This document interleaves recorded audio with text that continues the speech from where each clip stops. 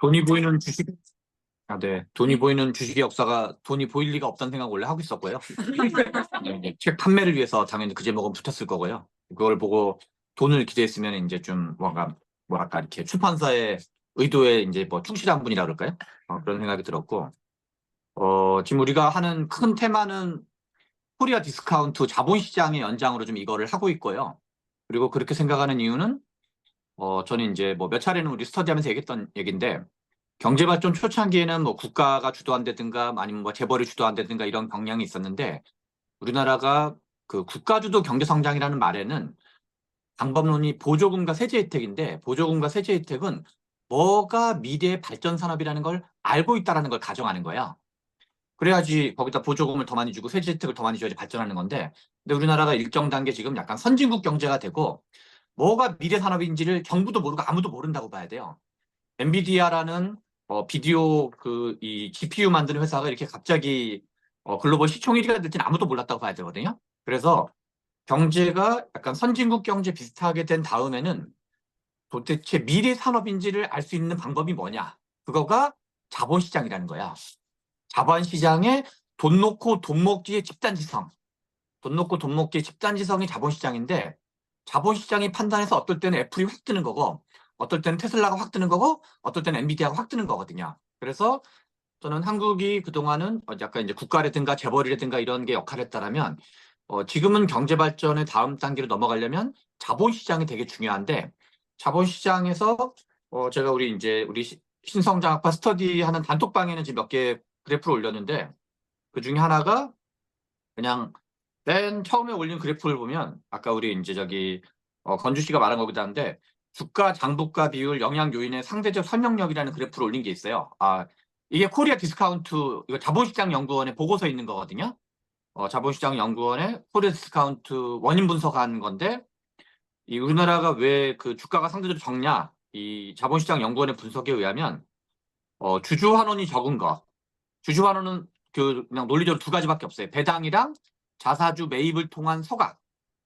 또 하나가 재무적 특성. 이거는 이제 수익률을 얘기하는 거예요. 아까 삼성전자 같은 경우는 뭐 쭉 올라가면 그거 되는 거죠. 그다음에 이제 거시경제는 뭐 나머지 전체 거시경제 상황. 그 세 가지가 가장 큰 지배력이고, 근데 기업 지배구조는 여기서 좁은 의미의 기업 지배구조고, 우리나라의 주주 환원이 안 되는 건 넓은 의미의 기업 지배구조가 뭔가 문제가 있기 때문에 안 되는 걸로 볼 수 있고, 그냥 올린 김에 다음 도표를 또 보여드리면 하나씩, 우리나라 이것도 자본시장 그 세미나에 있던 세미나 발표 자료였는데요. 제가 이제 이거를 지금 우리가 자본시장을 주목하는 이유기도 하고, 얼마 전에 군투세 논쟁을 대하는 저의 문제의식이기도 한데요. 여기 보시면 2018년도에 우리나라의 총 주식 투자자가 550만 명이었어요. 밑에 그냥 뒷자리는 생략해가지고. 근데 2023년도 기준으로 1,400만 명으로 늘어났어요. 그런데 우리나라의 총 투표권, 그러니까 유권자 대비 1,400만 명이 어느 정도 규모냐면 대한민국 전체 유권자 대비 32%고 그리고 2022년 대선 때 투표했던 사람이 약 3,400만 명이었거든요. 실제 투표권자는. 이 1,400만 명이 다 투표한다고 가정을 하면 전체 투표권자의 41%예요. 옛날에 우리가 저는 이제 복지국가, 뭐 사회민주주의 이런 걸 열심히 공부했던 사람인데 복지국가를 만드는 되게 중요한 정치적 동력으로 설명하는 것 중에 뭐가 있냐면 복지동맹이라는 표현이 있어요.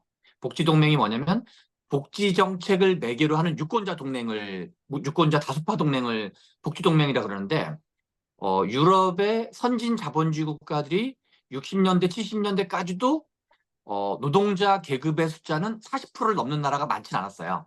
50% 넘는 나라는 거의 없었거든요. 왜냐하면 농민 숫자가 워낙 많았었기 때문에. 그리고 농민이 사라지면 그 다음에 많아지는 건 화이트 칼라가 많이 드러나요. 그래서 블루 칼라 기준으로는 40%가 넘는 나라는 거의 없어요. 세계사적으로도. 그러면 그때 일종의 복지국가 전성기 시절의 산업 노동자 비율보다 지금 주식 투자자 비중이 더 많은 거예요. 그래서 저는 이게 이제 우리가 복지국가라는 게 나쁘게 보면 그게 복지 포퓰리즘이고 좋게 보면 복지 동맹인 거거든요. 근데 저는 주식 투자자 정치 동맹 가능성이 꽤 있다. 그게 그냥 노골적으로 말하면 주식 투자자 포퓰리즘이 작동할 가능성이 높다고 보는데 그게 나쁘게는 이렇게 뭐 금투세 관련된 걸로 이제 우리 세금은 걷지 마. 나쁘게는 그렇게 작동하고 좋게는 어떻게 작동할 수 있냐면 재벌 개혁으로 작동할 수 있다고 보는 거야. 이 코리아 디스카운트가 재벌들이 여러 가지 헤쳐먹는, 그러니까 이제 주주들을 약탈하는 구조가 많이 있기 때문에 그 다음 것도 마저 보여주세요. 이것도 이제 자본시장연구원 세미나에 있는 건데 주식 투자자의 연령별 분표를 보여주는 건데 이거는 그냥 우리 이제 약간 지식도 있고 돈도 있는. 그래서 보니까 40대가 제일 많이 투자하고 있고요. 40대, 50대, 30대 순이에요. 그러니까 이제 20대는 확 들어왔다 확 빠졌죠. 주황색이 20대인데. 그래서 이게 이제 어떻게 보면 40대, 30대, 50대가 민주당 류의 핵심 지지층이 돼요. 이 사람들이 거기 겹치는 것도 있고. 그 다음 표도 마저 보여드리면 이거는 글로벌 주요 증시 연평균 수익률이에요. 증시 수익률인데 미국, 대만, 인도, 일본, 중국, 유럽, 한국인데 일본은 아시다시피 전 세계에서 저성장 잃어버린 30년이거든요. 근데도 우리나라보다 많아요. 그래서 앞에서 말한 것처럼 주가를 움직였던 동력은 하나는 수익성인 게 맞아요. 거시경제적 수익성과 그다음에 이제 기업 자체의 뭐 삼전이 잘 되냐 못 나가냐, 뭐 현대차가 대박을 치냐 아니냐, SK 하이닉스가 대박을 치냐 아니냐가 맞는데 우리나라는 이 이제 어떤 그 이러저런 지배적 소수주주, 이거 다른 건 안 갖고 왔는데 보통 우리나라 재벌 총수나 등등이 가진 주식은 20 내지 30% 정도로 합치면 나오는 걸로 나와요. 그러니까 근데 나머지 다 분산돼 있으니까 이제 상대적으로 영향력이 있는 거죠. 한 페이지만 더 넘겨주시면 이건 이제 뭐 이건 또 역시 이제 연동인데 이거는 수익률이 아니라 국가별 총 주주 환원율이에요. 이익에서 배당 또는 자사주 매입에 의한 소각으로 주주한테 돌려주는 거. 대한민국은 사회주의 국가인 중국보다도 더 이걸 덜 하고 있다. 그리고 그 국민일보의 배병훈 논설위원이란 분의 칼럼인데 상법 개정 총 주주의 이익을 위하는 거는 재작년에 중국은 도입을 했대요. 그래서 국민일보 배병훈 논설위원은 사회주의 국가 중국만도 못한 주식 투자자를 보호하고 있는 나라다. 그래서 우리는 이상한 자본주의다 이런 그 칼럼을 쓰신 적도 있었는데 이런 식으로 이제 우리나라가 저는 이제 한 단계 경제적으로 더 도약하려면 이제 자본시장은 이제 근데 뭐 그냥 뭐 길게 설명은 안 하겠지만 자본시장을 등쳐먹는, 그러니까 소수주들을 소액주주들을 등쳐먹는 일이 엄청나게 많이 벌어지고 있거든요. 그게 뭐 이제 그 뭐 최근에 이제 가장 최근에 지금 고려아연 둘러싼 뭐 유상 증장이 어제 오늘 뉴스고요. 그래서 이제 그 금감원이 좀 제재를 들어가고 있고 그다음에 이제 뭐 카카오도 그런 거고 뭐 또 이제 LG화학이 LG 에너지 솔루션도 쪼개기 상장이라든가 뭐 물적 분할, 뭐 자사주의 마법, 그다음에 합병 비율을 이상하게 만드는 게 다 이제 그런 것들인데 그런 것들을 이제 아무튼 중요한데 그러려면 큰 틀은 이게 이제 실은 우리가 물론 뭐 주식 투자도 중요하지만 그거는 그거대로 관심 있는 분이 하시고 우리가 이제 자본시장 개혁에 대한 문제의식을 좀 가지려면 일단 이게 주식 역사라는 게 결국 자본시장 역사기도 한 거기 때문에 그런 차원에서 하고 이런 유사한 책을 좀 아마 한두 권은 더 하게 될 것 같아요. 그리고 아까 전에 몇 가지인데 이거는 제가 책에 인서 오타가 난 건지 아닌지 모르겠지만 그 이란 혁명을 계속 이제 그 제2차 석유 파동을 78년이라는 표현이 있는데 2차 석유 파동은 79년도예요.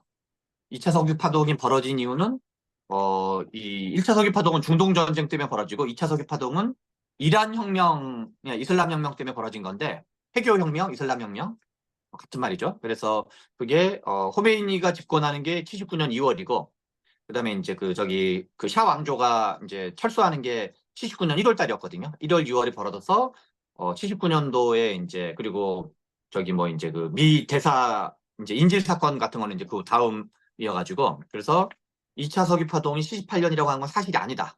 그건 이제 79년이다.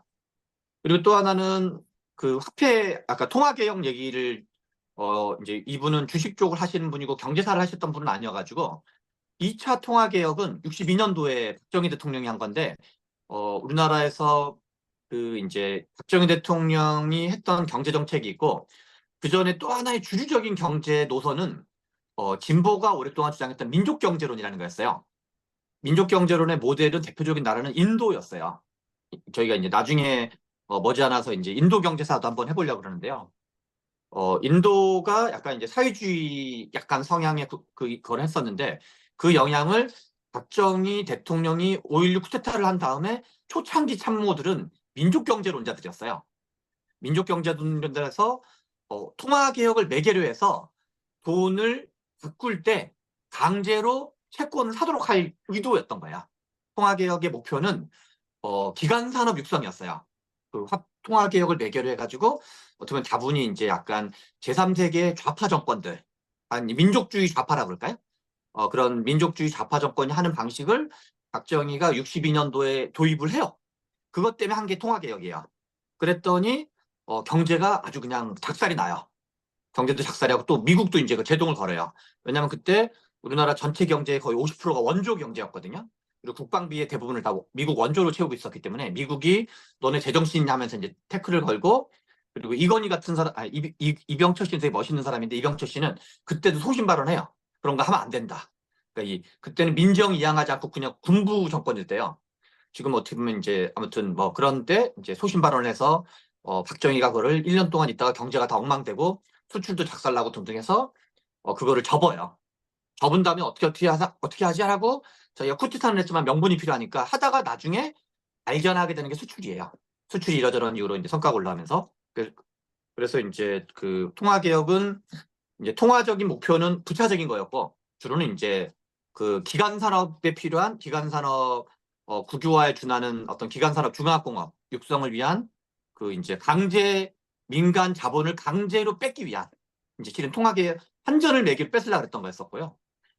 그다음에 이제 72년 83 조치는 이 책에는 안 나오고 실은 많이 안 알려져 있고 제가 이제 좋은 불평등에서 짧게 거론했는데, 72년도에 83 조치가 도입된 재밌는 이유 중에 하나는 71년도에 미국에서 있었던 닉슨 대통령이 했던 것 중에 닉슨 쇼크가 있어요.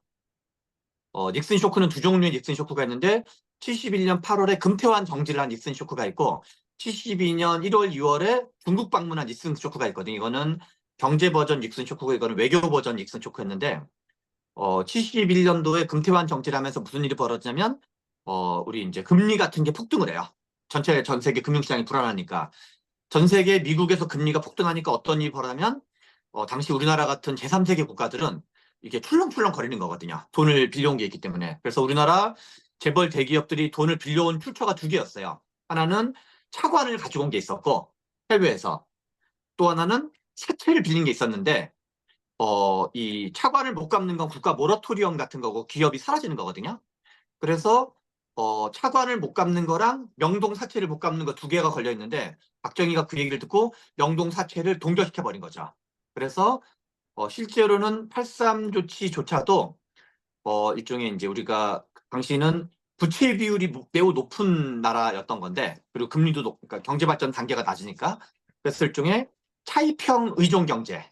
차입형 의존 경제는 유동성 위기가 발생을 하면 기업으로 치면 부도가 나고 나라로 치면 그 외환위기가 발생하는 거거든요. 그래서 그거를 막으려고 외환위기라든가 기업의 부도를 막으려고 사채를 동결해 버린 거죠.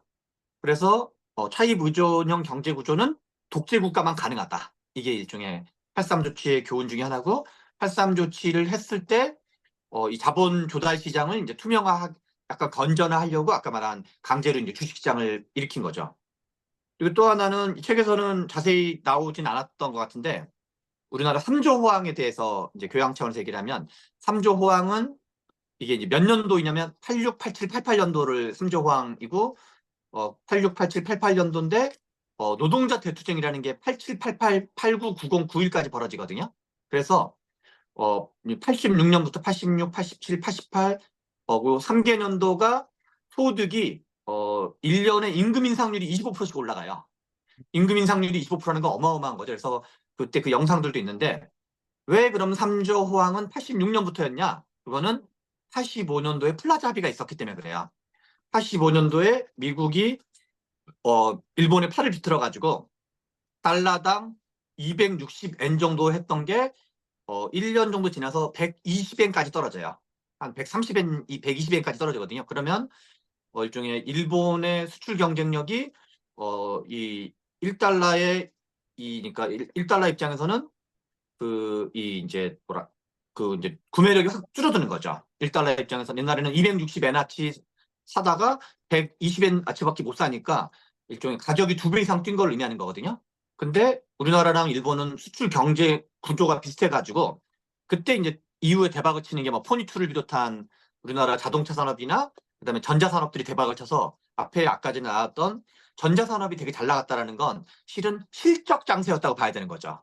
그거는 이제 플라자 합의 효과. 그래서 그러니까 이런 86, 87, 88년도는 플라자 합의로 인한 효과인 거고, 그 다음에 87년, 88년, 90년, 91년, 92년까지는 노동자 대투쟁에는 어마어마한 임금 인상 효과인 거고, 근데 임금 인상이 너무 많이 되다 보니까 그 다음부터는 부도나는 기업이 생기기 시작을 해요.